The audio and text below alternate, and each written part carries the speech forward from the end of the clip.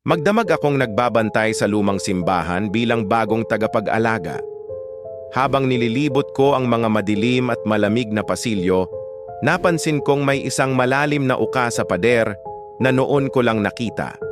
Parang may malamig na hangin na biglang humaplos sa batok ko, na para bang may nilalang na nagmamasid. Lumapit ako, tinutok ang liwanag ng aking flashlight sa loob ng uka.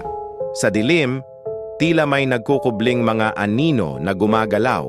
Ngunit nang mas tumutok ang liwanag, napansin kong hindi basta anino, mga mata. Daan-daang mata nakatitig ng walang kumukurap, parang buhay na buhay. Napako ako sa kinatatayuan, ramdam ang bigat ng titig nila na parang sumisipsip ng aking kaluluwa. Sinubukan kong umatras, ngunit parang may invisible na puwersa na humihila sa akin pabalik sa uka. Unti-unting lumalapit ang mga mata, palapit ng palapit. Tila ba ako ang kanilang matagal nang hinihintay? Nang subukan kong sumigaw, walang boses na lumabas sa aking bibig.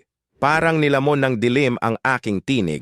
Napansin kong ang mga mata ay may sariling buhay, kumikinang sa dilim, naglalaway sa takot ko, at tila nagbubulong ng mga lihim na hindi dapat marinig.